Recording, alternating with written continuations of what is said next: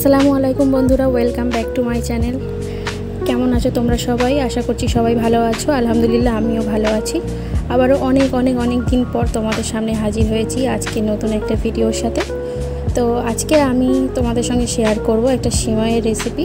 তো সিমাই তো সবাই যে যার মতো অনেক বিভিন্ন ধরনের বানায়, তো আমি যেভাবে বানাই সেটাই আজকে তোমাদের সঙ্গে শেয়ার করব। তো চলো দেখা যাক।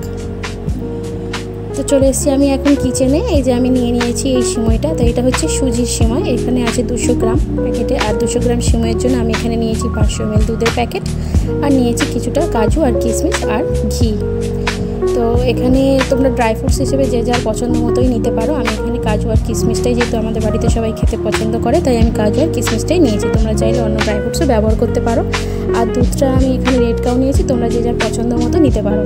তো এখানে দেখতেই পাচ্ছ কড়াইটা বসিয়ে দিয়ে আমি অল্প পরিমাণে ঘি দিয়ে কাজু আর কিশমিশটাকে প্রথমে ভেজে তুলে নিয়েছি। তারপরে এর মধ্যে ওই ঘির মধ্যেই সিমুইগুলোকে দিয়ে একটু নাড়াচাড়া করে নিচ্ছি। আর সিমুইটাকে কিন্তু অনবরত নাড়াচাড়া করে যেতে হবে, কারণ একটু অন্যমনস্ক হলে কিন্তু, যেহেতু এটা সুজির তৈরি, তাই এটা কিন্তু পুড়ে যেতে পারে। সেই কারণে এটা একটু খেয়াল রেখো, যখন তোমরা সিমুইটাকে ভাজবে তখন কিন্তু অনবরত নাড়াচাড়া করতে হবে। তো সিমুইটা যখন বাদামি রঙের হয়ে আসবে তখন এর মধ্যে ঢেলে দিতে হবে।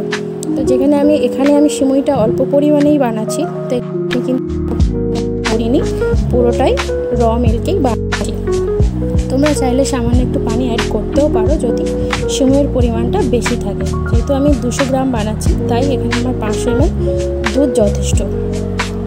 তাই আমি এখানে দুধটা দিয়ে দিয়েছি, দিয়ে একটু নাড়াচাড়া করে এখন এই সময় কিন্তু গ্যাসের ফ্লেমটাকে হাই রাখতে হবে। তো দেখতেই পাচ্ছ এখানে দুধটা ফুটে উঠেছে। দুধটা ভালোভাবে একটু ফুটতে দিতে হবে, যেহেতু সিমুইটা এই দুধের মধ্যেই গলবে।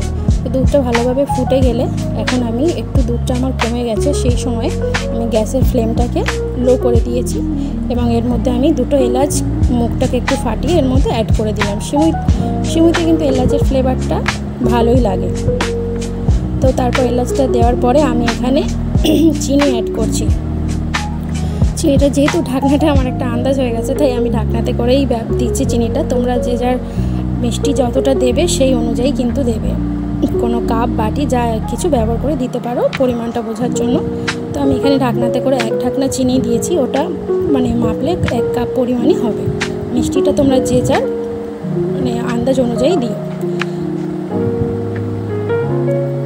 তো তারপর এখানে আমি একটুখানি লবণ অ্যাড করছি। এটা বাড়ির বড়দের থেকে শোনা যে কোনো মিষ্টি জিনিস তৈরি করতে গেলে মিষ্টিটাকে ব্যালেন্স করার জন্য নাকি অল্প একটু লবণ দিতে হয়। তো সেই মতো আমিও যখন মিষ্টি কিছু বানাই সামান্য পরিমাণে একটু লবণ দিই, সেই মতোই অল্প একটু লবণ অ্যাড করে দিলাম।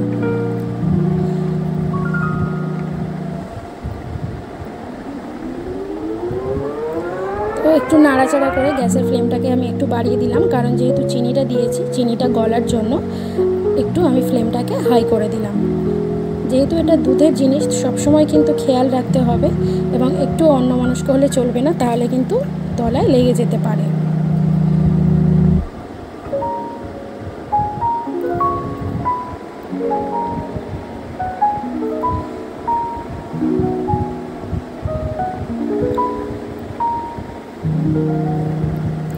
এই তো আমার সুজির সিমাই একেবারেই তৈরি হয়ে এসছে। এটা শেষের পর্যায়ে, দেখতেই পাচ্ছ দুধটা একেবারে কমে গেছে এবং সিমাইটাও আমি হাত দিয়ে চেপে দেখে নিয়েছি যে এটা একেবারে গলে গেছে।